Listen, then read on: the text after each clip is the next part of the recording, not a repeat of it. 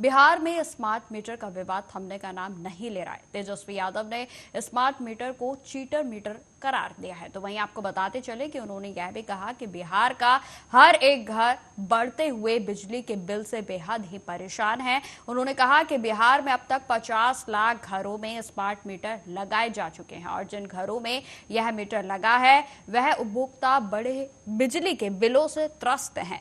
Smart बिजली metre के खिलाफ राष्ट्रीय जनता दल सरकार पर आक्रामक होने लगा है और पार्टी ने 1 अक्टूबर यानी कि 1 अक्टूबर से राज्य में स्मार्ट मीटर के खिलाफ राज्यव्यापी आंदोलन का ऐलान किया। और इससे पहले नेता प्रतिपक्ष तेजस्वी यादव के द्वारा शुक्रवार को इंटरनेट पर मीडिया पर ऑनलाइन आए और उन्होंने स्मार्ट मीटर को चीटर मीटर जो है उन्होंने करार दिया है। और उन्होंने यह भी कहा कि बिहार का एक एक घर आज अधिक बिजली बिल से बेहद ही परेशान है। तो वहीं आपको बताते चले कि जैसे ही तेजस्वी यादव के द्वारा कटाक्ष किया गया तो उसके बाद भाजपा के दल में खलबली मच गई और उसके बाद उनकी भी प्रतिक्रिया सामने आने लगी है। सबसे पहले हम आपको सुनाते हैं कि तेजस्वी यादव की ओर से क्या कुछ कहा गया है। 1 अक्टूबर से राष्ट्रीय जनता दल जो है स्मार्ट मीटर के बढ़ते बिल से जो बिहार के लोग परेशान हैं उसके खिलाफ हम सब लोग जो है आंदोलन करने जारी हैं और लगातार बिहार के लोग बढ़ते बिजली के दर से बिल से परेशान हैं। इसलिए पार्टी ने निर्णय लिया है कि 1 अक्टूबर से हम लोग हर प्रखंड में आंदोलन करेंगे और आप सब लोगों को बताना चाहते हैं कि लोग जो हैं काफ़ी परेशान हैं। ये बिहार के हर एक घर का मामला है।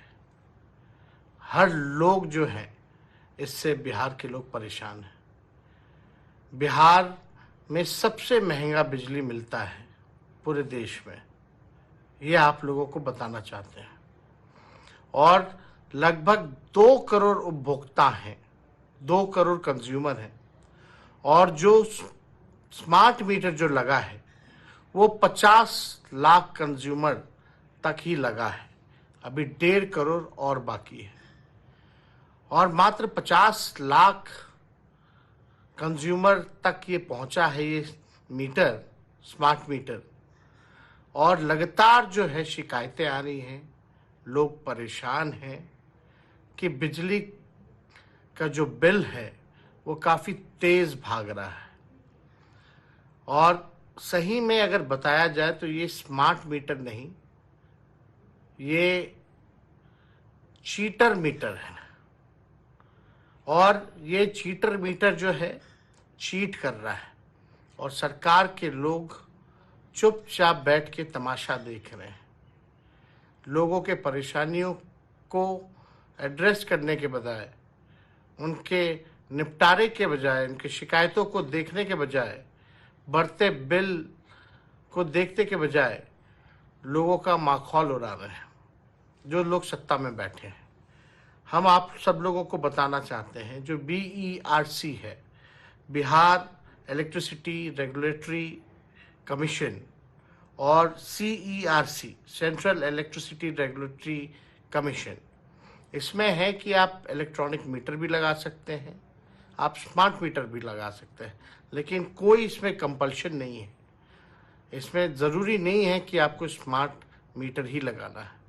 और प्रदेशों में इलेक्ट्रॉनिक मीटर लगे हुए हैं, वहाँ हम लोगों को शिकायतें नहीं मिलती हैं। 1 अक्टूबर से राष्ट्रीय जनता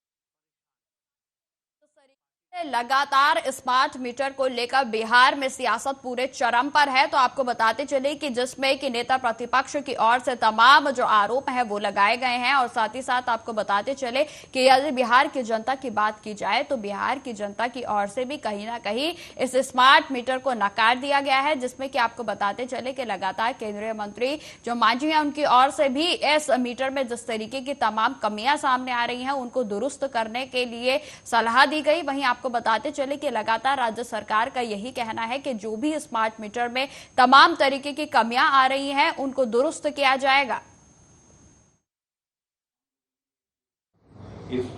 जब तक स्मार्ट मीटर का लगना रुक नहीं जाता है तब तक चरणबद्ध तरीके से इस आंदोलन को आगे बढ़ाने का काम करें। उसमें सबसे पहले 30 तारीख को सभी जिलों में हम लोगों के जो जिला कोऑर्डिनेटर हैं वो जा करके और प्रेस कॉन्फ्रेंस करेंगे, संवाददाता सम्मेलन करेंगे और इसकी खामियों को उजागर करने का काम करेंगे। फिर 2 तारीख से 1 सप्ताह तक हम लोग लगातार, क्योंकि दशहरा है, त्योहार है, बड़ा त्योहार है बिहार के लिए, इसलिए उसको 1 सप्ताह तक 2 तारीख से लेकर 7 तारीख तक जन जागरण अभियान चलाने का पार्टी काम करेगी। और इसकी शुरुआत हम नालंदा जिले से, जिन 13 जिलों में स्मार्ट मीटर लगना शुरू हुआ है उसमें नालंदा भी है और बाकी 11-12 जिले और हैं बिहार के। उस दिन जयंती है, गांधी जयंती है। गांधी जयंती यहाँ से करके और मैं सीधे तौर पर जाऊंगा, नालंदा के साथियों को कहा गया है वहाँ ये कार्यक्रम आयोजित करने के लिए और जन जागरण अभियान का शुरुआत नालंदा जिले से करेंगे। हम लोगों ने तो आपको बताते चले कि स्मार्ट मीटर पर जैसे ही नेता प्रतिपक्ष यानी कि तेजस्वी यादव की ओर से ट्वीट किया गया उसके बाद सरगर्मियां पूरे चरम पर हैं और उसके बाद अब बीजेपी के बहक पे भी पूरे तरीके से तहलका मच गया और जिसमें कि तरह तरह की प्रतिक्रियाएं जो है वो नेताओं की ओर से सामने आने लगी हैं। सबसे पहले हम आपको बिहार के उप मुख्यमंत्री सम्राट चौधरी की सुनाते हैं कि उन्होंने क्या कुछ कहा। अब स्वाभाविक है उनके प्रदेश अध्यक्ष के घर में जब 17% कम बिल आ रहा है तो प्रमाण देना चाहिए ना कि कहाँ गड़बड़ी है। यदि स्मार्ट मीटर से टेक्नोलॉजी के साथ यदि नहीं जाना है तो यह तो बताना चाहिए ना कि लगभग 50 लाख लोग बिहार में इसमें जुड़ चुके हैं और यह स्पष्ट तौर पर सरकार का मानना है। बिजली विभाग को निर्देशित माननीय मुख्यमंत्री नीतीश कुमार जी ने किया है कि कहीं भी कोई दिक्कत हो तुरंत जनता का सहयोग। ऐसा है कि 1.5 साल कहाँ थे वो, जब वो सत्ता में थे तो उस समय उनको स्मार्ट मीटर नहीं नजर आया था। ये सब बेशरम लोग सब हैं, जब सत्ता में रहते हैं तो सब कुछ भूल जाते हैं और जब सत्ता से हटते हैं तो जनता का हर चीज याद आ जाता है। इससे बड़ा बेशर्मी क्या हो सकता है। आगे बढ़ेगा।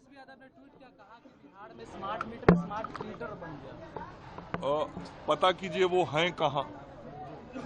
दुनिया के किसी भी भाग में बैठ के ट्वीट कोई कर सकता है और ट्वीट करने के सिवा वो करते क्या है, थोड़ा मैं आप लोगों से भी जानना चाहता हूं, क्योंकि आप लोग उनके ट्वीट के ही आधार पर प्रश्न भी किया करते हैं, तो थोड़ा प्रत्यक्ष भी उनसे आप लोग मिलने की कोशिश कीजिए। उनको बिहार से कोई मतलब नहीं रहता है, बिहार के मुद्दों की समझ नहीं रहती है, विकास के नाम से चिढ़ है।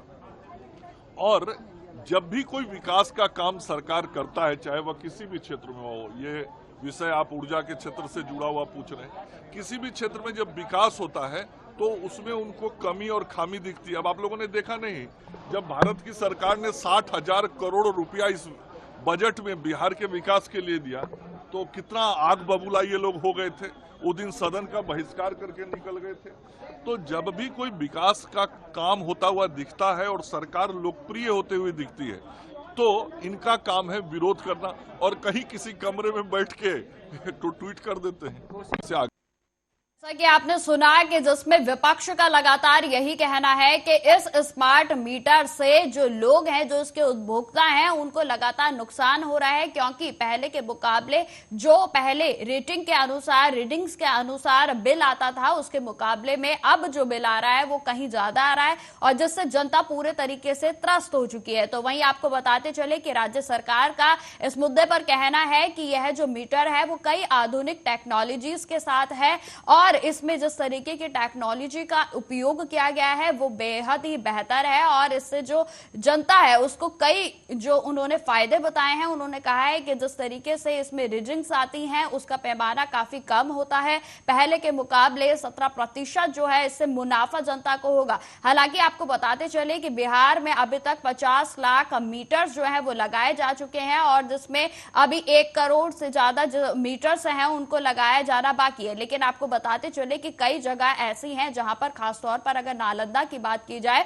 तो वहां पर इस स्मार्ट मीटर का लोगों की ओर से विरोध किया जा रहा है।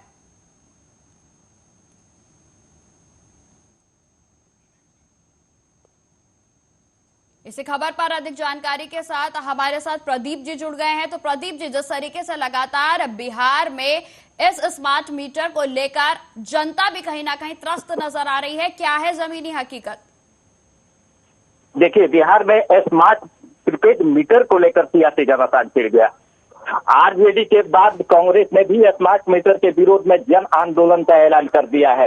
एक तरफ राजद के प्रदेश अध्यक्ष जगदानंद सिंह ने 1 अक्टूबर से स्मार्ट मीटर हटाओ कार्यक्रम चलाने का ऐलान किया है, तो दूसरी तरफ कांग्रेस ने स्मार्ट मीटर को लूट का साधन बताते हुए 2 अक्टूबर से लेकर 7 अक्टूबर तक स्मार्ट मीटर के खिलाफ सरकार को चेतावनी दी है। साथ ही बिहार कांग्रेस के प्रभारी मोहन प्रकाश ने बाकायदा प्रेस कॉन्फ्रेंस संबोधित करते हुए राज्य में व्यापक जन आंदोलन की चेतावनी दी है।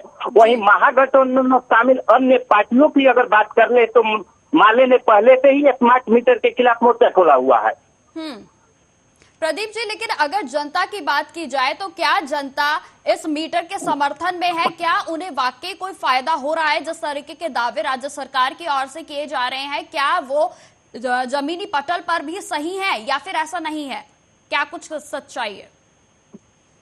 आम लोगों के अंदर स्मार्ट मीटर को लेकर एक बहुत बड़ा भ्रम फैला हुआ है, जिसको लेकर विपक्ष लगातार हमलावर है। विपक्ष के नेताओं का आरोप है कि स्मार्ट मीटर से लोगों को लूटा जा रहा है और इसी चीज को लेकर जन आक्रोश जो है कि स्मार्ट मीटर के समर्थन में नहीं है, सरकार के खिलाफ जो है कि आम लोगों का भी आवाज है।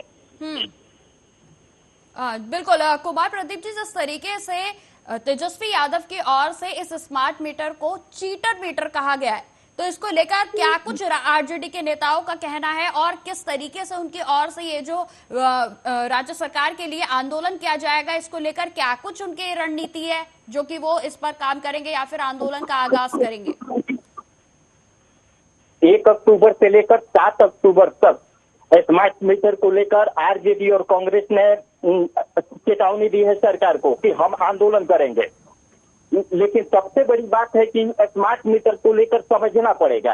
एक चीज वर्ष 2022 में प्रकाश में आया था, जब ऊर्जा विभाग के प्रधान सचिव थे संजीव हंस, और संजीव हंस के द्वारा ही अडानी कंपनी को लाइसेंस दिया गया था और इसके बदले में संजीव हंस ने बाकायदा अडानी ग्रुप से एक मर्सिडीज कार ली थी, जिसको लेकर विशेष निगरानी इकाई ने उन पर एफआईआर दर्ज किया था और उस एफआईआर में इस बात का खुलासा हुआ है, जिसको लेकर विपक्ष लगातार सरकार पर हमलावर है कि कहीं ना कहीं किसी कंपनी को लाभ पहुंचाने के लिए इस तरह का कार्य किया गया है, जिससे आम लोग आज जो है कि इसके प्रति आंदोलन की चेतावनी दे रहे हैं। जी प्रदीप जी, वही मैं जानना चाहूंगी कि जिस तरीके से ये आंदोलन का आगाज किया जाएगा तो ये पूरे बिहार में होगा या फिर किन्हीं चिन्हित जगहों पर इसका आगाज किया जाएगा? कांग्रेस ने तो मुख्यमंत्री का गृह जिला है नालंदा, कांग्रेस ने आंदोलन की चेतावनी मुख्यमंत्री नीतीश कुमार के नालंदा से ही दी है और 1 तारीख से 7 तारीख तक बिहार के हर जिले में इसका कार्यक्रम किया जाएगा। जी, राज्य सरकार की बात की जाए तो राज्य सरकार की ओर से किस तरीके की प्रतिक्रियाएं सामने आ रही हैं प्रदीप जी? राज्य सरकार की अगर बात कर ले तो अभी भी किसी मंत्री के द्वारा स्मार्ट मीटर को लेकर कोई बयान सामने नहीं आया है। ठीक है प्रदीप जी, तमाम जानकारी के लिए आपका बहुत बहुत धन्यवाद। तो जिस तरीके से आपको बिहार में इस समय पूरे तरीके से राजनीति अपने चरम पर है, जहां स्मार्ट मीटर को लेकर राज्य सरकार इसको जनता के लिए फायदेमंद बता रही है, तो वहीं विपक्ष लगातार इस मुद्दे पर राज्य सरकार को घेरने में लगा है। फिलहाल खबरों में आगे बढ़ते हैं। बेंगलुरु शहर में एक दिल दहला देने वाली अपराध जो है वो सामने आया था, जिसमें कि 26 साल की महालक्ष्मी महिला को हत्या कर दी गई थी और जिसमें हत्यारे ने उसके शरीर के तकरीबन 59 टुकड़े कर दिए थे। और जिसके बाद आपको बताते चले उनको फ्रिज में रखा गया था। हत्यारे ने आत्महत्या कर ली और मुक्ति रॉय ने अपनी मौत से पहले लिखे नोट में इसकी जानकारी दी। आपको बताते चले कि उसने यह क्रूर अपराध इसलिए किया क्योंकि वह महालक्ष्मी के व्यवहार से बेहद ही तंग आ चुका था। पुलिस ने पीड़िता महालक्ष्मी से सहकर्मी मुक्ति रंजन रॉय का लिखा सुसाइड नोट भी बरामद किया है और इस नोट में उसने बेंगलुरु शहर को हिला देने वाला भयानक अपराध कबूल भी किया। वहीं आपको बताते चले इसी मामले पर कांग्रेस की प्रवक्ता सुप्रिया श्रीनेत ने कहा कि उस लड़की का नाम महालक्ष्मी था, वो जिंदगी भर जीना चाहती थी। महालक्ष्मी को एक दरिंदे ने 59 टुकड़ों में काट डाला और हत्या करने वाला का नाम जो है वो मुक्ति रंजन रॉय है और जिसने आत्महत्या कर ली और जिसके बाद से गोदी गिद्ध और बीजेपी आईटी सेल के भेड़िए चुप हो गए। तो कहीं ना कहीं उन्होंने बीजेपी को इस पूरे मामले को लेकर उन पर तंज कसा है और उन्होंने क्या कुछ कहा आप सुनिए। उस लड़की का नाम महालक्ष्मी था। वो जिंदगी जी भर के जीना चाहती थी, लेकिन एक वहशी दरिंदे ने उसके एक नहीं दो नहीं 59 टुकड़े कर डाले। वो हैवानियत की रूह कांप जाए। पता चला हत्यारे का नाम अशरफ है। खूब सारे शो हुए, बहुत आक्रोश हुआ, नाराज हुए लोग। बिल्कुल होना चाहिए था। चीख चीख कर महालक्ष्मी के लिए न्याय मांगा गया, इंसाफ मांगा गया, बिल्कुल सही किया गया। फिर पता चला कि हत्यारा मुक्ति रंजन राय है। उसने बाद में खुद भी खुदकुशी कर ली। एकदम से सारे गोदी गिद्ध और बीजेपी आईटी सेल के भेड़िए चुप हो गए। अब किसी को कोई फर्क नहीं पड़ रहा महालक्ष्मी के साथ हुई बर्बरता, उसके साथ हुई नृशंसता से। अब कोई उसके लिए न न्याय मांग रहा है, न इंसाफ की गुहार लगा रहा है। अब कोई महालक्ष्मी के बारे में बात ही नहीं करना चाहता है। क्यों? क्योंकि हत्यारा अब मुसलमान नहीं हिंदू है। यही कारण है कि इस देश की बेटियों के आज भी 59 टुकड़े हो रहे हैं, क्योंकि हम उनके साथ हैवानियत कर रहे दरिंदों को, हैवानों को कटघरे में उनका धर्म देखकर खड़ा करते हैं, उनकी दरिंदगी नहीं। हैवान तो हर ओर है। खबरों में आगे बढ़ते हैं। प्रेस कॉन्फ्रेंस करते हुए दिल्ली नगर निगम की स्टैंडिंग कमेटी के सदस्य चुनाव पर दिल्ली की मुख्यमंत्री आतिशी ने कहा कि हमारा भारत देश के संविधान से चलता है और संविधान के अनुसार बनाए गए कानूनों से चलता है। दिल्ली के नगर निगम को चलाने के लिए भारत की संसद ने एक कानून पारित किया हुआ है और जो है कि दिल्ली नगर निगम के अधिनियम 1957 में उन नियम कानूनों को हम देखने जाएं तो रेगुलेशन 51 जो कि स्टैंडिंग कमेटी के चुनाव के बारे में है और उसमें स्पष्ट है कि स्टैंडिंग कमेटी के सदस्यों का चुनाव नगर निगम बैठक में होगा। आगे उन्होंने क्या कुछ कहा आप सुनिए। जो चुनाव कल भारतीय जनता पार्टी ने कराया वो चुनाव गैर कानूनी है, वो चुनाव गैर संवैधानिक है और वो चुनाव गैर लोकतांत्रिक है। हमारा देश, भारत देश संविधान से चलता है और संविधान के अनुसार बनाए गए कानूनों से चलता है। दिल्ली के नगर निगम को चलाने के लिए भारत के पार्लियामेंट ने, संसद ने एक कानून पारित किया हुआ है जो है दिल्ली म्युनिसिपल कॉरपोरेशन एक्ट 1957। उस दिल्ली म्युनिसिपल कॉरपोरेशन एक्ट 1957 के तहत कई सारे नियम, कानून, बायलॉज बने हुए हैं जिससे एमसीडी चलती है।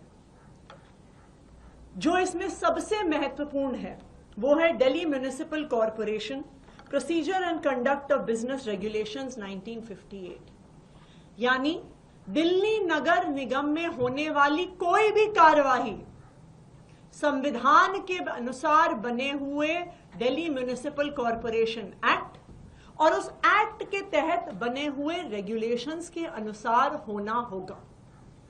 अब उन नियम, कानून और रेगुलेशंस को अगर हम देखने जाएं तो जो procedure and conduct of business regulations हैं उसमें रेगुलेशन 51 जो स्टैंडिंग कमेटी के मेंबर्स के चुनाव के बारे में है, उसमें यह स्पष्ट है कि स्टैंडिंग कमेटी के सदस्यों का चुनाव कॉरपोरेशन की मीटिंग में होगा।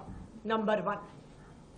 नंबर 2, इसी procedure and conduct business regulations के रेगुलेशन 3 सबसेक्शन 2 में ये लिखा है कि कॉरपोरेशन की मीटिंग का समय और स्थान और तारीख तय करना सिर्फ और सिर्फ मेयर की पावर में है। यानी सिर्फ मेयर तय कर सकती हैं कि कॉरपोरेशन की मीटिंग कब होगी। Number 3, DMC act, Delhi municipal corporation act का सेक्शन 76 बिल्कुल स्पष्ट शब्दों में कहता है कि जब भी कॉरपोरेशन की मीटिंग होगी तो उसकी अध्यक्षता यानी उसकी प्रिजाइडिंग ऑफिसर मेयर होंगी, और अगर मेयर नहीं होंगी तो उनके स्थान पे डेप्यूटी मेयर हो। तो फिलहाल इस बुलेटिन में इतना ही। देश दुनिया की तमाम खबरों की जानकारी के लिए बने रहें हमारे साथ। नमस्कार।